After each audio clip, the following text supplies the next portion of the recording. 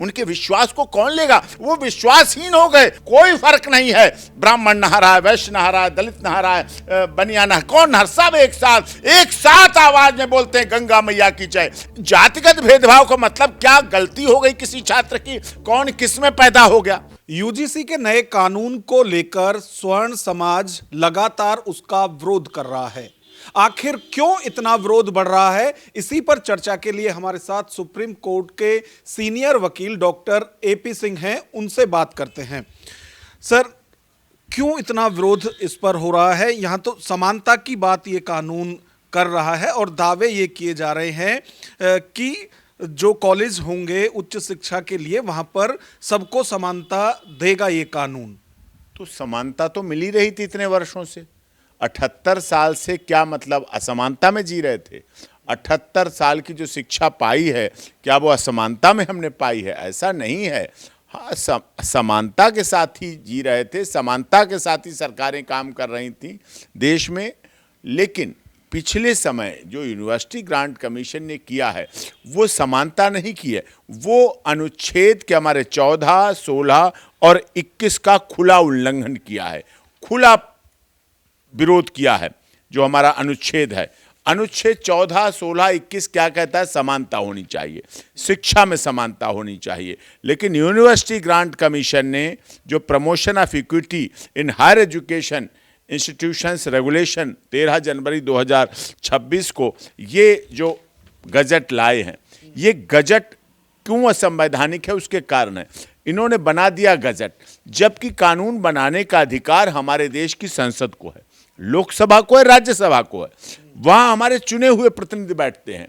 ये पूरी तरह से, इसीलिए हमने देश के महामहिम राष्ट्रपति जी को, क्योंकि हमारी हैं वो, देश के माननीय प्रधानमंत्री जी को, देश के माननीय शिक्षा मंत्री जी को और यूनिवर्सिटी ग्रांट कमीशन के चेयरपर्सन को ये लीगल कॉन्स्टिट्यूशन रिप्रेजेंटेशन हमने भेजा है, पूरा विस्तृत बनाया है, साफ सब बातें लिखी हैं इसमें। Further serious infirmity lies in the absence of mandatory preliminary secretary verification for complaints. Complaints का है ही नहीं है। क्या इसमें?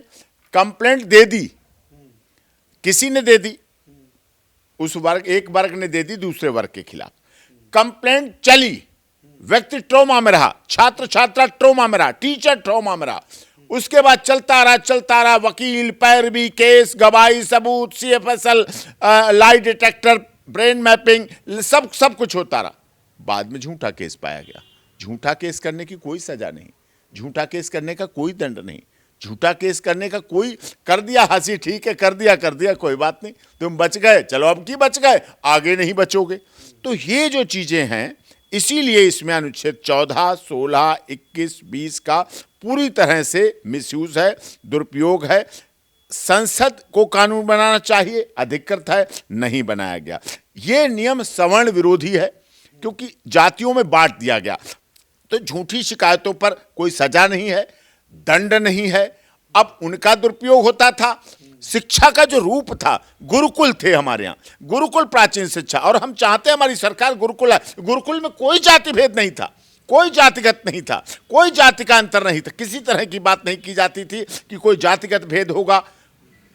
अब कैंपस है, कैंपस जातिवाद भेदभाव से मुक्त होना चाहिए। अब कैंपस में ही जातिवाद शुरू हो गया, कैंपस में ही ये सब चीजें हो गई। कारण क्या है इसका? इसके पीछे सबसे बड़ा कारण क्या है?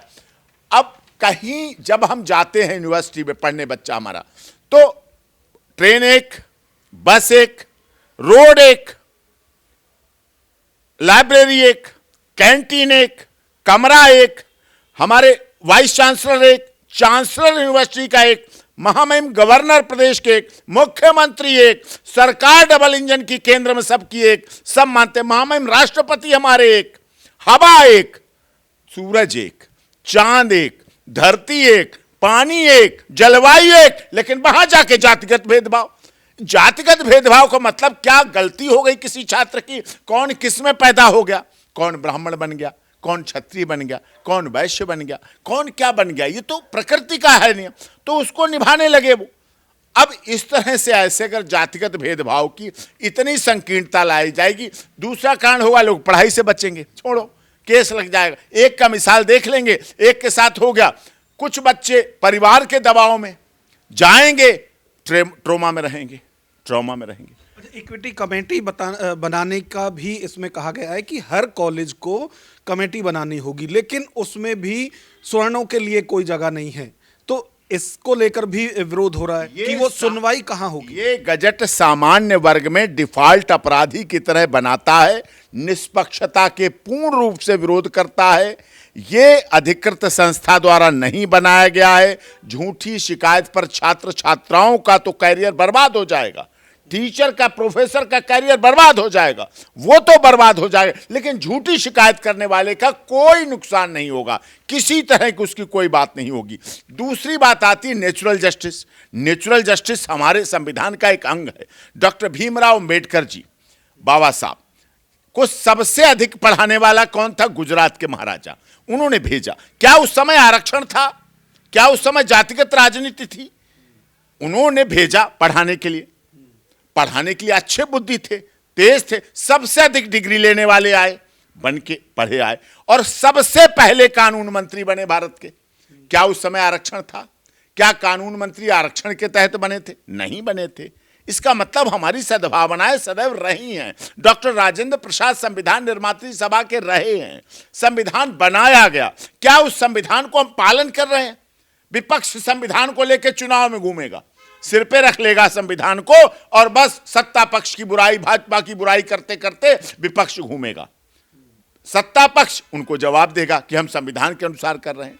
तो हमें संविधान हमारी मूल आत्मा है, संविधान हमारी धारणा है, संविधान हमारी अवधारणा है।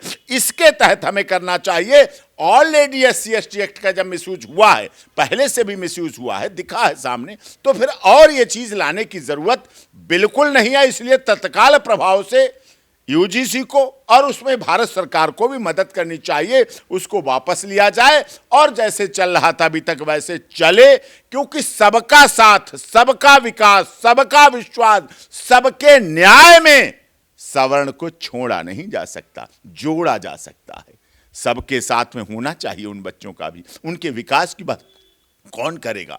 उनके विश्वास को कौन लेगा? वो विश्वासहीन हो गए, उनका विश्वास खत्म हो गया UGC पर। हमारी संस्था थी, हमारी सरकार थी, हमारे प्रधानमंत्री, हमारे शिक्षा मंत्री, हमारी यूनिवर्सिटी ग्रांट कमीशन, हमारे विश्वविद्यालय, हमारे डिग्री कॉलेज, हमारे प्रोफेसर, हमारे वाइस चांसलर, लेकिन हमारे बच्चों का विश्वास उन पर से खत्म हो रहा है कि किस तरह से हमें न्याय मिल पाएगा, किस तरह से हमें जस्टिस मिल पाएगा। जस्टिस हो तो जस्टिस होते हुए दिखे। क्या अभी 78 साल के बाद ऐसी जरूरत पड़ गई? अब क्या हम और जातिगत भेदभाव बढ़ाना चाहते हैं?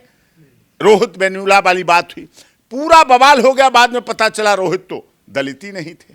ये बातें सामने आई, तो इसका मतलब क्या हुआ? उसको प्रयोग किया जा रहा है, इसको मूवमेंट के लिए प्रयोग किया जा रहा है। ये नहीं चाहिए। हमें जोड़ना है, हमें छात्रों में एकता लानी है, हमें छात्रों में विश्वास लाना है, हमें छात्रों में एकरूपता लानी है, हमें छात्रों में एक दूसरे के सहयोग के लिए बनाना है। हमें दीवार नहीं बांटनी, हमें खाई नहीं खोदनी। इसीलिए कई संस्थाएं, अखिल भारतीय ब्राह्मण सभा, अखिल भारतीय क्षत्रिय महासभा, क्षत्रिय राजपूत विकास समिति, करणी सेना, क्षत्रिय समाज न्यास, अखिल भारतीय अग्रवाल समाज, अखिल भारतीय अग्रसेन महासभा, अखिल भारतीय वैश्य महासभा, अखिल भारतीय ब्राह्मण Mahasabha, Akhil Bharatiya Pathan, all India Muslim Pathan association, ये सब पूरी तरह से एक साथ हमारे साथ आए। इसको लेकर आप सुप्रीम कोर्ट भी जा रहे हैं कि ये वापस लिया जाए? हाँ, इसीलिए हमने ये जो लीगल कॉन्स्टिट्यूशनल रिप्रेजेंटेशन दिया है, इसके आधार पर हम आगे जा रहे हैं। और हमारे साथ सभी लोग, सभी तरह के, सभी समाज के लोग पूरी तरह से हैं। कुंवर हरिवंश सिंह जी, जो कि पूर्व सांसद रहे, भारतीय जनता पार्टी सरकार में रहे, मोदी जी की सरकार में रहे, अखिल भारतीय क्षत्रिय महासभा के महेंद्र सिंह तंवर जी, जो कि अखिल भारतीय क्षत्रिय महासभा के राष्ट्रीय अध्यक्ष थे, डॉक्टर दिग्विजय सिंह बांकानेर जो राष्ट्रीय अध्यक्ष थे, भारतीय किसान यूनियन, जो भारतीय किसान यूनियन मास्टर शिवराज सिंह, किसानों के नेता हैं, किसानों के लिए बात कर रहे हैं, भारतीय किसान मास्टर शिवराज सिंह, वो याचिका करता है। और भी संगठन हैं, सारे याचिका, सवर्ण मोर्चा जो चलाते हैं, उनके राष्ट्रीय अध्यक्ष संजीव सिंह जी सवर्ण मोर्चा चलाते हैं और बिहार से हैं, पूरे देश में सवर्णों के लिए कार्य करते हैं। वो सब एक्टिव हो गए, उनके सामने समस्या आ गई, उनसे लोग कहने लगे कि आप क्या कर रहे हो, क्या संगठन चलाते हो? हमारे बच्चों के ऊपर आफत आ गई, आप बोले क्यों नहीं? हमारे बच्चों के भविष्य के ऊपर, छात्र छात्राओं के ऊपर हमने बेटी बचाई बेटी पढ़ाई, क्या अब हम 12वीं तक पढ़ाई करके रोक लें बच्ची को? हमें तो आगे भी पढ़ाना है, उसे एयर सर्विसेज में लाना है, उसे थल सेना, जल सेना, वायु सेना में लाना है, उसे देश के वरिष्ठ पत्रकारिता में लाना है। आपका चैनल है, आपके स्टूडियो में कितनी बेटियां हैं, कितनी महिलाएं हैं, सब कार्य कर रही हैं पूरे, सब कर, तो उन्हें कैसे आगे पढ़ा पाएंगे? उनके पढ़ाने में अड़चन ना हो, इसलिए ये सारे संगठन उस काम को कर रहे हैं। इसलिए चाहे अखिल भारतीय क्षत्रिय महासभा हो, चाहे अखिल भारतीय ब्राह्मण महासभा हो, चाहे अखिल भारतीय वैश्य महासभा हो, चाहे Akhil Bharatiya all India Pathan association हो, चाहे और सारे संगठन हैं उनके सबके राष्ट्रीय अध्यक्ष, चाहे भारतीय किसान लोक शक्ति हो, ये सब लोग मिलके एक आवाज में एक साथ सरकार से अनुरोध करना है। सरकार हमारी है, हमारी बनाई हुई सरकार है, हमारे अपने लोग हैं, हमारे सांसद, अरे उनसे पूछ तो लो, उनसे जानकारी तो कर लो, उनसे बात तो कर लो, तो वो बताएंगे। विधानसभाओं में जाता है, महामहिम राष्ट्रपति के हस्ताक्षरित होता है, तो हमारी महामहिम राष्ट्रपति को पता है कि वो आदिवासी समाज की महिला हैं और हमारे देश की राष्ट्रपति हैं। इससे पहले रामनाथ कोविंद जी रहे, देश के महामहिम पदों पर रहे, honourable chief justice of India रहे पीछे। तो सब कुछ जब है तो उसको जातिगत आधार पर भेदभाव और जातिगत आधार पर खाई और जातिगत आधार पर बंटवारा उचित नहीं है। जैसे दिव्य कुंभ महाकुंभ में आपने देखा, अभी अर्ध कुंभ, अभी पिछले वर्ष दिव्य कुंभ, वहां सब जाति के लोग एक साथ नहाते हैं, कोई फर्क नहीं है, ब्राह्मण नहा रहा है, वैश्य नहा रहा है, दलित नहा रहा है, बनिया नहा, कौन नहा, सब एक साथ आवाज में बोलते हैं गंगा मैया की जय। एक तरफ हमारे बाबा बागेश्वर धाम जी यात्रा निकालते हैं, एकता की बात करते हैं, अखंडता की बात करते हैं, और ये गजट एकता को खराब करता है, अखंडता को खराब करता है, हमारे दिव्य कुंभ महाकुंभ जैसी परंपराओं को खत्म करता है, उनको तोड़ता है, हमारी एकजुटता को खत्म करता है। सर, इस नए नियम को सवर्णों का विरोधी बताया जा रहा है, और आपने अभी तक बताया भी है कि ऐसा क्या इसमें है जिसकी वजह से विरोध इतना हो रहा है। लेकिन दलील यह भी दी जा रही है कि जो संसदीय कमेटी है उसके चेयरमैन कांग्रेस सांसद दिग्विजय सिंह हैं, वो सामान्य वर्ग से आते हैं। जो ड्राफ्टिंग कमेटी के चेयरमैन थे इसके, जिन्होंने पूरा काम इस पर किया, विनीत जोशी, वो भी सामान्य वर्ग से आते हैं। तो वो ऐसा क्यों काम करेंगे जो कि सामान्य वर्ग के खिलाफ होगा? बात यहाँ कमेटी की नहीं है, बात जनमानस की, जो पढ़ रहे हैं छात्र। देखिए, दिग्विजय सिंह जी भी पढ़े, विनीत जोशी भी यूनिवर्सिटी में, क्या उनके समय ऐसा गलत होता था?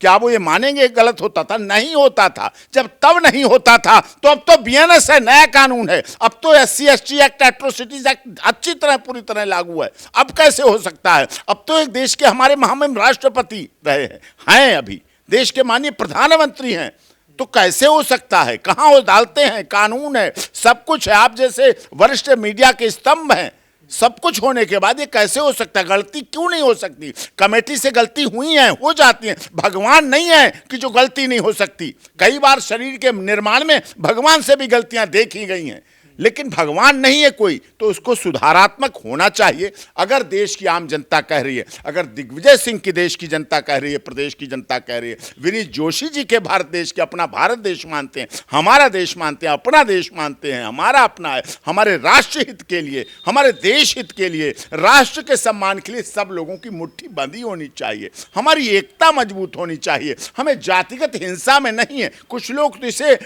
सवर्ण का नरसंहार कह रहे हैं, कुछ लोगों ने इसे सवर्ण नरसंहार का नाम दिया। जिस तरह से, क्या आप इस तरह से चाहते जैसे मंडल कमीशन में बच्चों ने आग लगाई, बच्चों ने आत्मदाह किए, हमारे छात्रों ने आत्मदाह किए, हमारी छात्राएं परेशान हुई, पूरी दुनिया ने देखा किस तरह से हम अपने छात्र छात्राओं को, भविष्य को खराब कर सकते हैं। ये इंपॉर्टेंट है। आप इसको स्वर्णों का नरसंहार कह रहे हैं और लोग कह रहे हैं, ये आप कोट कर रहे हैं। मेरी किसी से चर्चा हो रही थी इसी विषय पर, तो वो ये कह रहे थे कि एससी एसटी का सबसे ज़्यादा जो केस होता है वो ओबीसी के ऊपर होता था, मतलब बड़ा परसेंटेज उन लोगों के खिलाफ ही केस होते थे। लेकिन इसमें यह चमत्कार कर दिया गया कि उनको भी अब पीड़ित की तरह इसमें दिखाया जाएगा। कहाँ उन पर केस होते थे, लेकिन अब वो भी पीड़ित इसमें हो गए हैं, तो सिर्फ सामान्य वर्ग के लोग ही अब बचे हैं। क्या अपराधी की कोई जाति निर्धारित है? क्या अपराधी का कोई धर्म निर्धारित है? क्या अपराधी का कोई क्षेत्र निर्धारित है? अपराधी की ना कोई जाति होती है, ना क्षेत्र होता है, ना भाषा होता है, ना संप्रदाय होती है, ना रंग होता है, ना रूप होता है, ना लंबा चौड़ा नाटा। अपराधी मानसिकता अपराधी होती है, वो किसी में भी हो सकती है, कभी भी हो सकती। इसी जेएनयू में जवाहरलाल नेहरू विश्वविद्यालय, जो हमारे कहते हुए मुझे शर्म आती है, हमारे देश के एक प्रधानमंत्री के नाम पर बना है, वहां ब्राह्मणों के लिए क्या बोला जाता है, कैसे बोला जाता है, वहां ब्राह्मणों बाहर जाओ, वॉकआउट करो, हटाओ, चोटी वालों को टारगेट किया जाता है। उसी जेएनयू में जब देश के प्रधानमंत्री के लिए बोला गया कब्र खोदेंगे, जब अमित शाह जी के लिए बोला गया गृह मंत्री के लिए कब्र, ढपली बजा बजा के बोला जाता है, शोर मचा मचा के बोला जाता है, वीडियो बना बना के बोला जाता है, धार्मिक उन्माद फैलाया जाता है, उनके खिलाफ कार्रवाई कीजिए। कोई जाति से तो नहीं मतलब, इकट्ठे होके बोलते हैं। हमारे देश के संवैधानिक पद पर बैठे माननीय प्रधानमंत्री, माननीय गृह मंत्री की जिंदा कब्रें खोदी जाती हैं। एक प्रधानमंत्री की कब्र दूसरे प्रधानमंत्री के नाम से जो यूनिवर्सिटी है उसमें खोदी जाती हैं। सोचिए आप, ये अच्छी बात नहीं है, दुखद बात है। जब वो एक्शन हो सकता है तो इसी तरह से गलत के साथ एक्शन कीजिए। जो गलत हो उसको जाति के आधार पर मत बोलिए। जाति के आधार पर वेरिफिकेशन करना, बाइफरकेट करना गलत है। बिल्कुल। तो जब जेएनयू से नारे दिए जाते हैं, ब्राह्मण बनिया भारत छोड़ो या तिलक तराजू और तलवार, इस तरह के जब नारे दिए जाते हैं उन पर कोई कार्रवाई नहीं होती। यहां तक बोला गया तिलक तराजू और तलवार इनके मारो जूते चार। मैं बोल रहा हूं, मैंने सुना है बचपन में उत्तर प्रदेश की धरती पर। अभी भी जेएनयू में नारे लगे। अभी यहां अभी भी लगते हैं, तिलक तराजू और तलवार इनके मारो जूता चार। और जब वोट बैंक की बात आई तो फिर बाद में उस नारे को बदल के बोला गया हाथी नहीं गणेश हैं, ब्रह्मा विष्णु महेश हैं, ऐसा बोला गया। तो इसलिए सवर्ण वर्ग को इतना नहीं माना जाए, वो भी इस देश का मतदाता है। उस नेताजी सुभाष चंद्र बोस की जो हम 23 जनवरी को उनकी जन्म जयंती मनाते हैं, हमारे देश के प्रधानमंत्री जी ने भी मनाई, पूरी दुनिया ने मनाई। क्या नेताजी सुभाष चंद्र बोस, चंद्रशेखर आजाद, राम प्रसाद बिस्मिल, रोशन सिंह, शहीद अशफाक उल्लाह खां, सीता, सावित्री, गार्गी, अपाला, अनुसुईया, रजिया सुल्ताना, पद्मावत और झांसी की रानी लक्ष्मीबाई ने इसलिए बलिदान दिया था, इस देश के लिए बलिदान दिया था, राष्ट्र के लिए बलिदान दिया था, भारत माता के बलिदान दिया था, हिंदुस्तान के लिए बलिदान दिया था, जिसकी विरासत को हमारे देश के प्रधानमंत्री बढ़ा रहे हैं, जिसकी विरासत को हमारे देश के गृह मंत्री और माननीय रक्षा मंत्री राजनाथ सिंह जी बढ़ा रहे हैं, इस देश की विरासत को माननीय योगी आदित्यनाथ जी बढ़ा रहे हैं। तो फिर इसका दूसरा रूप क्या जाएगा, उसका क्या जाएगा? अगर कोई राजनीतिक कारणों से कहीं किसी को डिग्रेड करना है कि उत्तर प्रदेश में योगी जी को कमजोर करने के लिए ऐसा ला दो, चुनाव है 27 में, ये नहीं है। छात्र राजनीति के लिए नहीं है, छात्र हुए ये सब धर्म राजनीति के लिए नहीं है। छात्रों को राजनीति से अलग रखिए। सत्ता आएगी जाएगी, चुनाव होंगे, हारेंगे जीतेंगे, सरकार बनेगी बिगड़ेगी, गठबंधन होगा, मुख्यमंत्री बनेंगे, प्रधानमंत्री, सब कुछ होगा, लेकिन छात्रों के भविष्य के साथ राजनीतिक कारणों को जोड़कर जातिगत कारण से खराब मत कीजिए। यह देश के लिए गलत होगा, छात्रों के भविष्य के लिए। और जब छात्रों का भविष्य खराब होता है तो माता पिता दुखी होते हैं, परिवार वाले दुखी होते हैं। शिक्षा की जो रीति नीति पद्धति है वो हमारी गुरुकुल वाली पद्धति है, प्राचीन स्थिति। हमारे यहां बोला जाता था गुरु ब्रह्मा, गुरु विष्णु, गुरु देवो महेश्वर। गुरु की जाति जोड़ दी गई। अब गुरु को जाति से पूछा जाएगा, ये ब्राह्मण है, ये बनिया है, ये वैश्य है, ये दलित है, ठीक है, ये शर्मा है, ये राजपूत है, इसलिए इन्हें टारगेट करो, इसलिए इनके साथ ऐसा अन्याय करो, इसलिए इनके साथ झूठी शिकायत करो। और झूठी शिकायत कर दो, क्या फर्क पड़ता है? बाद में अगर झूठी भी पाई गई तो भी कोई फर्क नहीं पड़ता, उस पर कोई एक्शन नहीं होगा, तो फिर गलत है। उनका तो भविष्य बर्बाद हो गया, उनको तो जिंदगी बर्बाद हो गई, उनको अपराध बोध करा दिया। वो शिक्षा के लिए आए हैं, शिक्षा के मंदिर में ब्रह्मा विष्णु महेश बन के आए हैं। अरे उन्हें कुछ नहीं ब्रह्मा विष्णु महेश बनाओ तो उन्हें शिक्षक तो बना रहने दो, प्रोफेसर तो बना रहने दो, टीचर तो बना रहने दो, ये तो कम से कम आवश्यक है। बिल्कुल। तो जो ये यूजीसी का नया नियम है, इसका विरोध इसीलिए हो रहा है क्योंकि इससे एससी एसटी ओबीसी के जो स्टूडेंट हैं वो बिना कुछ किए ही पीड़ित इसमें दिखाई दे रहे हैं। उसी तरह से जो सामान्य वर्ग के छात्र हैं वो बिना कुछ किए ही अपराधी जैसे इस नए नियम से लगने लगे हैं और इसी को लेकर जो विरोध है वो लगातार स्वर्ण समाज की तरफ से किया जा रहा है और अब यह मामला सुप्रीम कोर्ट भी पहुंच गया है। तो आगे क्या होता है इसके लिए हमें इंतजार करना होगा। कैमरामैन विवेक के साथ Nagendra Bhati, news watch India, Delhi.